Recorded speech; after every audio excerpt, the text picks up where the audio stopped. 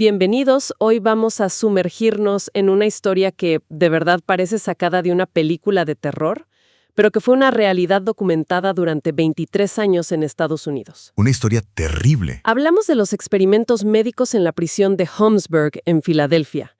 Y para empezar a entender la mentalidad que hizo todo esto posible, hay una frase que lo dice todo. Sí. El director del programa, un dermatólogo llamado Dr. Albert Kligman, entra por primera vez a la prisión y al ver a cientos de reclusos no ve personas. Ve, y estas son sus palabras, acres de piel. Uf. Como si fuera un campo listo para la cosecha. Esa frase es absolutamente clave. No es solo un comentario insensible, es la filosofía, digamos, que fundó todo el proyecto. Claro. Revela una deshumanización tan profunda que convierte a los seres humanos en un recurso natural, como la madera o el petróleo. Algo para explotar. Increíble. Y sobre esa idea se construyó un imperio de investigación súper lucrativo que conectaba a tres pilares del poder. La academia, con la Universidad de Pensilvania a la cabeza. Por supuesto. El gobierno, a través del ejército y la CIA. Y claro, el sector privado, con gigantes farmacéuticos que hoy están en todas nuestras casas. Un imperio construido sobre acres de piel. Para entender cómo se llegó a eso, hay que empezar por el lugar. La prisión de Holmesburg. El escenario. Los propios internos la llamaban The Terror Dome, el domo del terror. Las fuentes la describen como un lugar de hacinamiento brutal, violencia constante. Sí, una degradación humana sistemática. Era el entorno perfecto, entre comillas, para la explotación. Y aquí la demografía es fundamental para entender por qué funcionó. A ver. La población de la cárcel era abrumadoramente afroamericana y puertorriqueña. Hombres pobres, con bajos niveles de educación y, muy importante, muchos de ellos no estaban ahí por crímenes graves.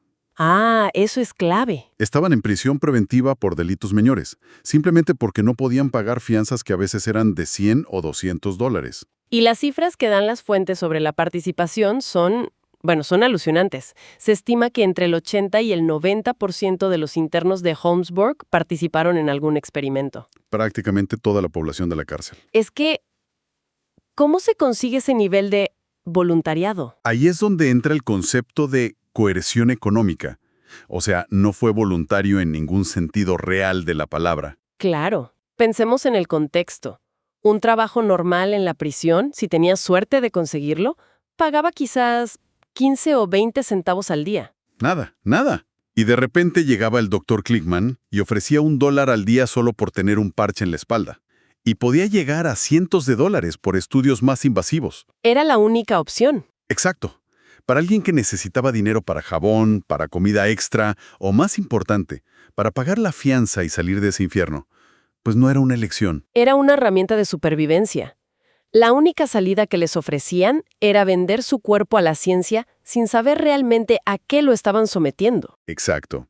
Y el catálogo de experimentos que describen las fuentes es abrumador. La Universidad de Pensilvania gestionó contratos con más de 33 patrocinadores. Nombres enormes.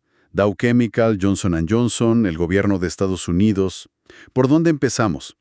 Pues quizás lo más lógico es empezar por donde empezó Kligman, con algo que en la superficie suena casi inofensivo.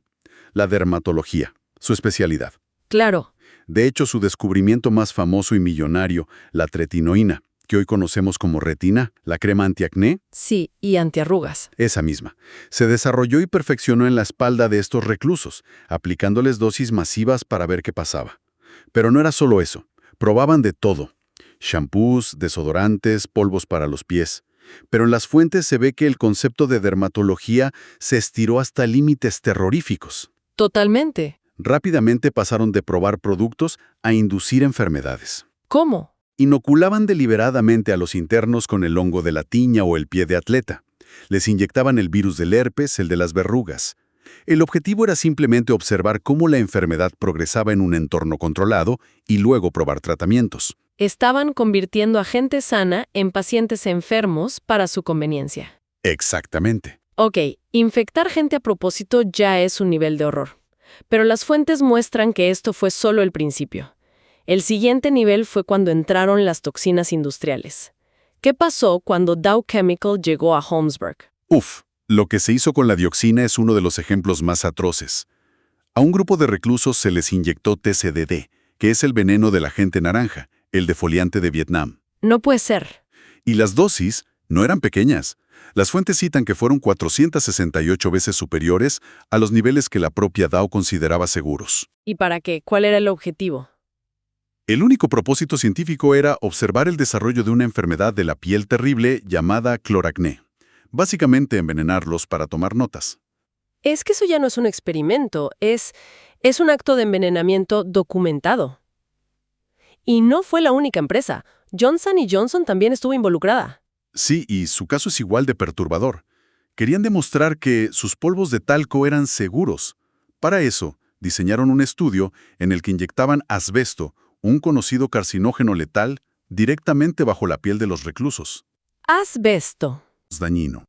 Usaron sus cuerpos como un tubo de ensayo de carne y hueso. Increíble. Y cuando parecía que no podía ser peor, las fuentes revelan una capa aún más siniestra. La participación de la CIA y el ejército. ¿Qué buscaban ellos en Holmesburg? Buscaban armas químicas y psicotrópicas. Holmesburg era el laboratorio humano perfecto, sin supervisión y con sujetos que no podían quejarse, ¿no? Claro. Probaron un agente incapacitante llamado EA-3167. Era un delirante potentísimo. Las fuentes describen cómo los reclusos que lo recibieron sufrían psicosis profunda, perdían el control de sus cuerpos. ¡Qué horror! Y quedaban en un estado de parálisis y alucinación que podía durar hasta 10 días. 10 días de psicosis inducida. ¿Qué le pasa a la mente de una persona después de algo así? Y también mencionan el uso de LSD. Sí, de forma sistemática. Había tráileres especiales en el patio de la prisión.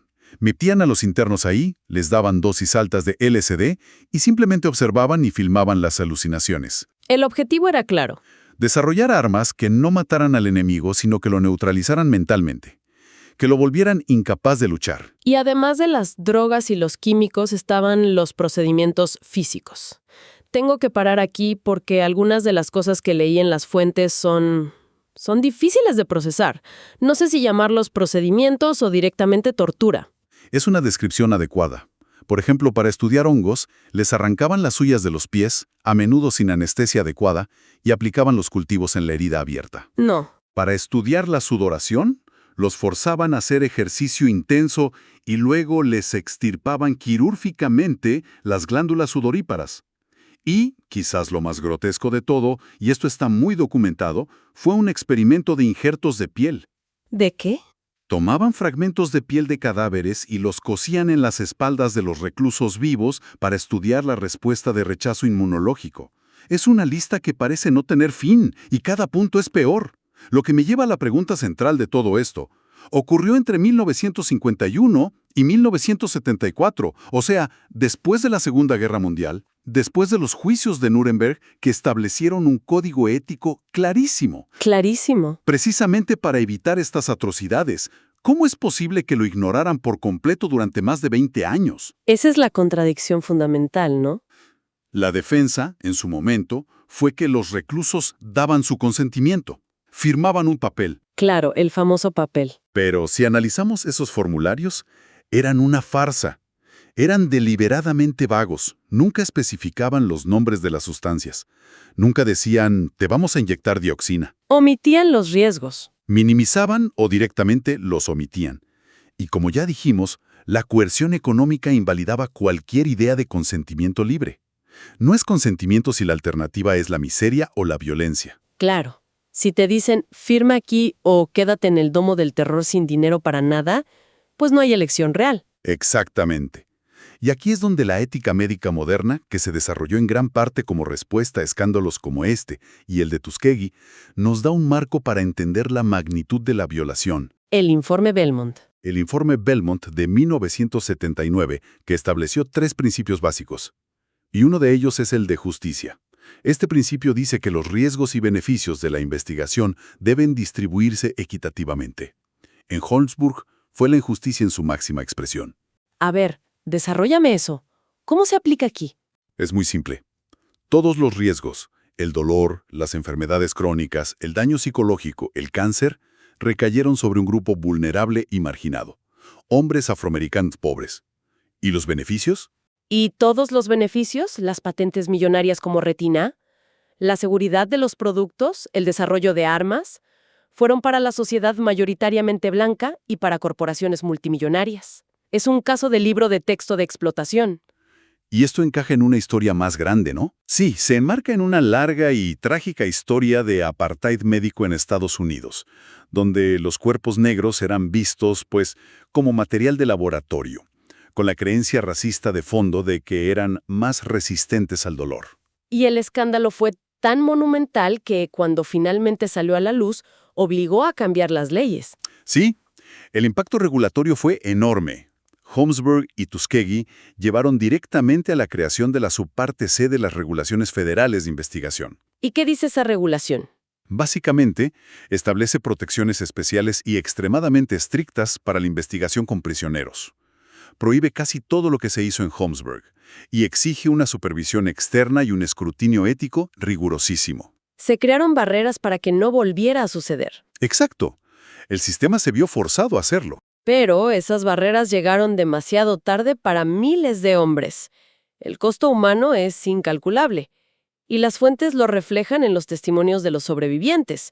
Pienso en Edward Butch Anthony. Su caso es terrible. Él recordaba sentir su espalda en llamas después de que le aplicaran los químicos. Y las secuelas le duraron toda la vida. Lesiones en la piel que nunca sanaron, problemas intestinales crónicos y un daño mental que lo persiguió siempre. O la historia de Herbert Rice, que es devastadora.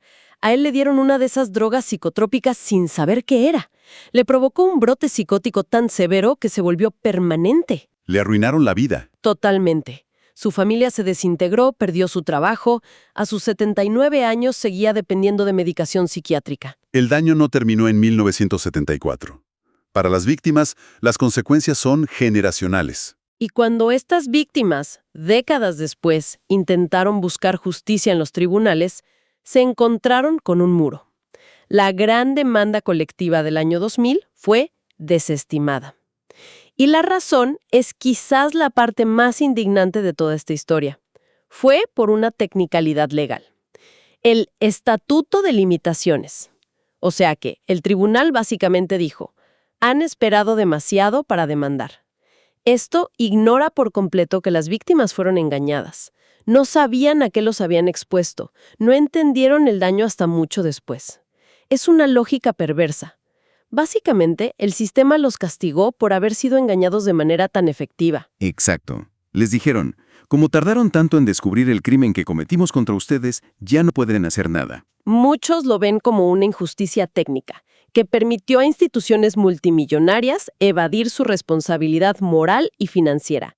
Cerró la puerta a la justicia durante décadas. Sin embargo, las fuentes también señalan que en los últimos años algo ha cambiado. Sí, el clima social ha cambiado. Décadas de silencio se han roto, en gran parte por la presión de activistas, historiadores, los descendientes. Y hemos empezado a ver una cascada de disculpas. Sí, en 2021 la Universidad de Pensilvania finalmente emitió una disculpa formal. Retiró el nombre de Kligman de cátedras y premios.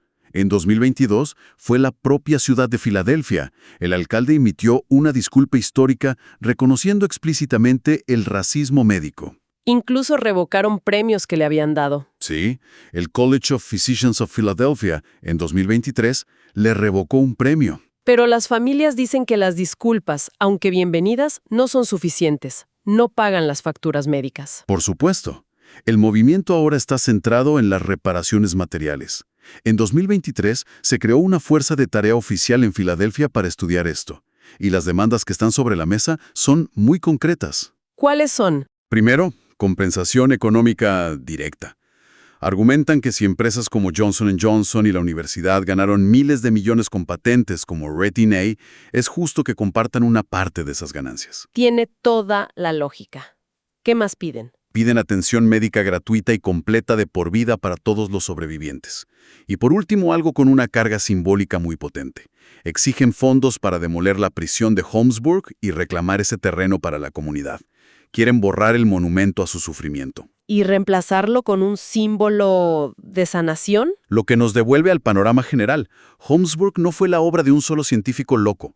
Fue un colapso sistémico. Fue la tormenta perfecta de ambición científica cinética, avaricia corporativa y un racismo institucional. Que permitía que todo eso ocurriera, porque las víctimas eran consideradas inferiores, desechables. Totalmente. Y ese legado, esa desconfianza, perdura de formas muy reales. Cuando hoy vemos que las comunidades negras en Estados Unidos desconfían del sistema médico, que son reacias a participar en ensayos clínicos o tuvieron dudas sobre la vacunación. No es por ignorancia. No, no es por ignorancia o desinformación. Es una respuesta racional, una respuesta aprendida a traumas históricos perfectamente documentados como Holmesburg y Tuskegee. Para muchas familias de Filadelfia, la historia de los acres de piel no es un dato de un libro. Es la historia del abuelo que volvió a casa con cicatrices que nunca explicó. Es una herida que sigue abierta y nos deja con una reflexión final. Las disculpas y las posibles reparaciones son un paso crucial, sin duda. Pero la conversación de hoy plantea una pregunta más profunda. ¿Cómo puede la ciencia, que se enorgullece de su búsqueda de la verdad, redimirse verdaderamente ante las comunidades a las que una vez trató no como seres humanos, sino como un recurso natural, listo para ser explotado?